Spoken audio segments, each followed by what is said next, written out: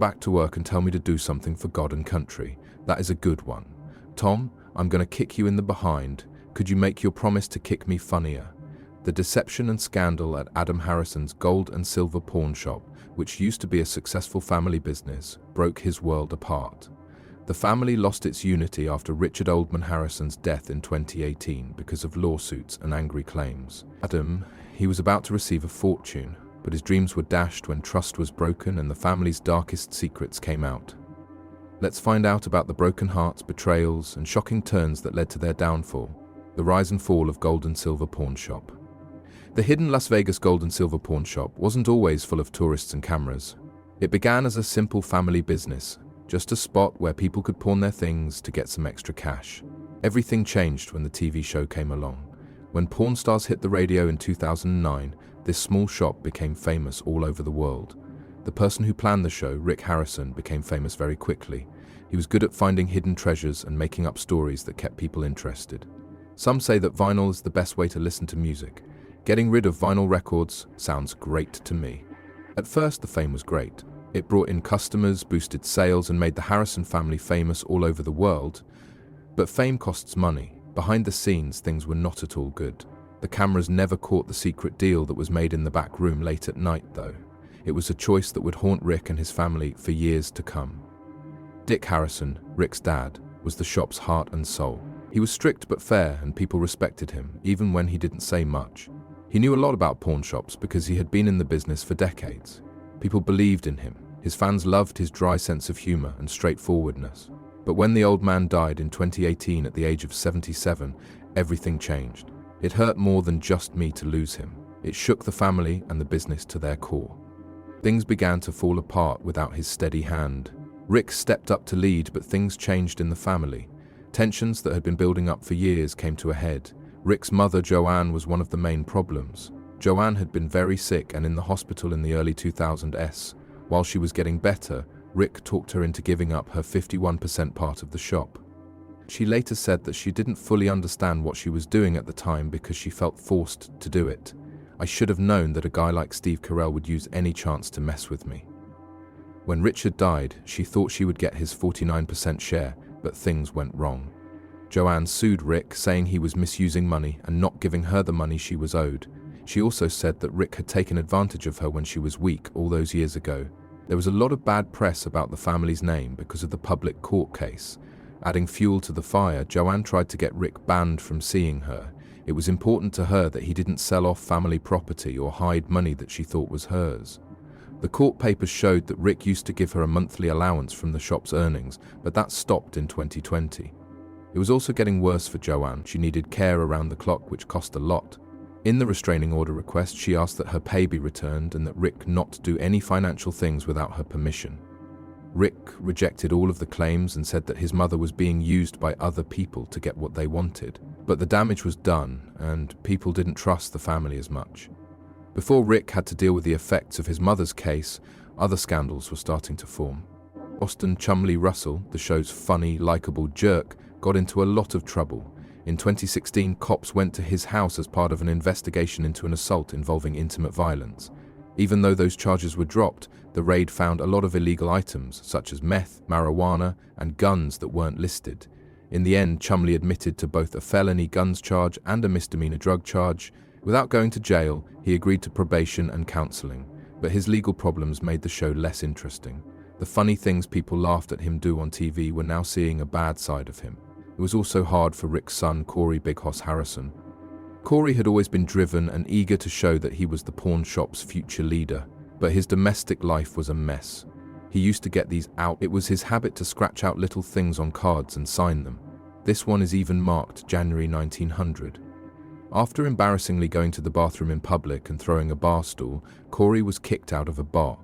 He said sorry later, but the story got really popular very quickly.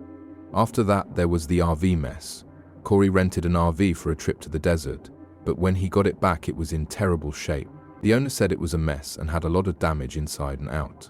The team that worked with Corey said it was because of mechanical problems, but the event hurt him in the public eye. For Corey, his health was also bad.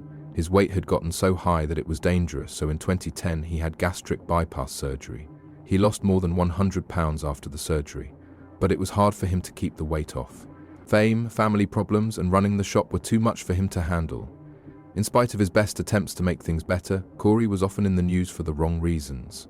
There were problems with the show itself. People really liked the experts who came in to give their opinions on unique and rare things, but some of them had their own secrets.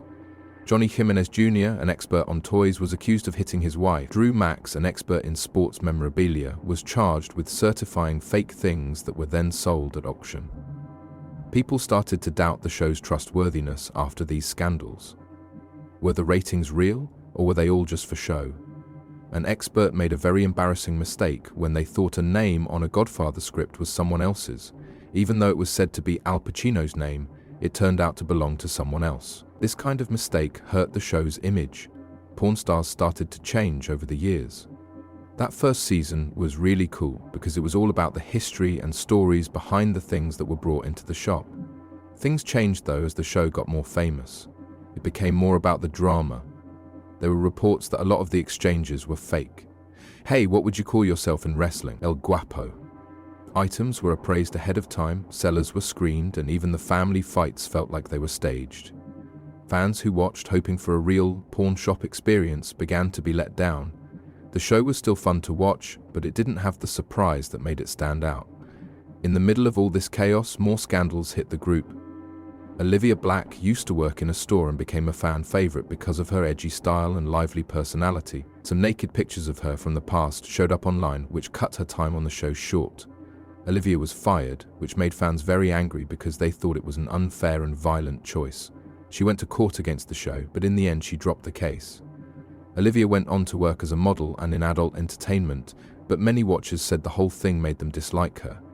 The shop could have been in trouble with the law. A man once said that the gold and silver pawn shop melted down a collection of stolen coins worth tens of thousands of dollars.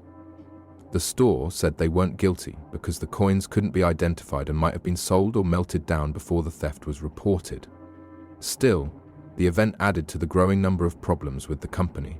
It began in a small shop, and no one could have dreamed what it would grow into: fame, fans, and deals with a lot at stake.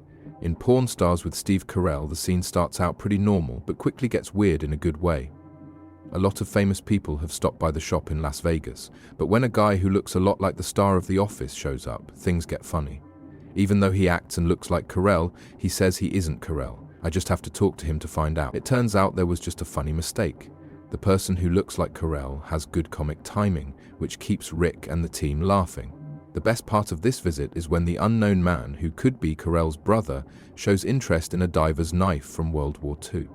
Rick quickly shows the guy the piece, and right away he starts making fun of the fact that it can be used for more than one thing. It has a knife, a bottle opener, a corkscrew, and a blunt end.